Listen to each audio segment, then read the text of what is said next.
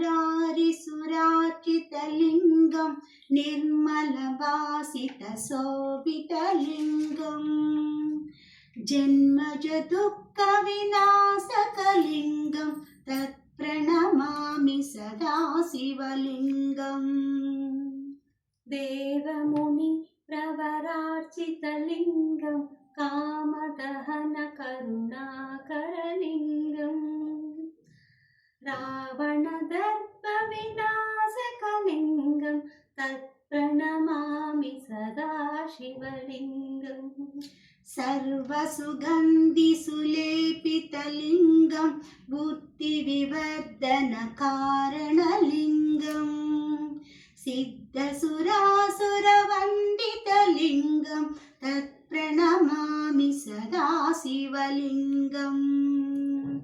कनकमहामणिभूषितलिङ्गं मणिपतिवेष्टितशोभितलिङ्गम् दक्षसुयज्ञविनाशनलिङ्गं तत्प्रणमामि सदा शिवलिङ्गम् कुङ्कुमचन्दनलेपितलिङ्गं पङ्कजहारसुशोभितलिङ्गम् सञ्चितपापविनाशकलिङ्गं तत्प्रणमामि सदा शिवलिङ्गम् देवगणार्जितसेवितलिङ्गं भावैर्भक्तिभिरेव च लिङ्गम् दिनकरकोटिप्रभाकरलिङ्गं तत्प्रणमामि सदा शिवलिङ्गम्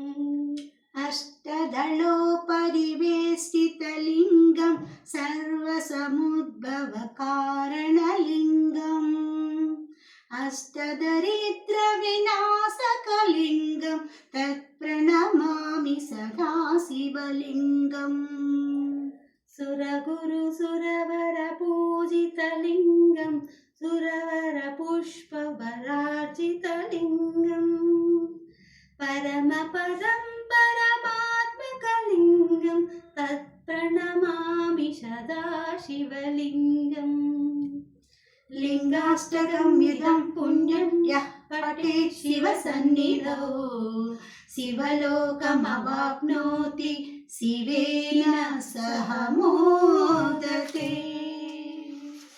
ओम।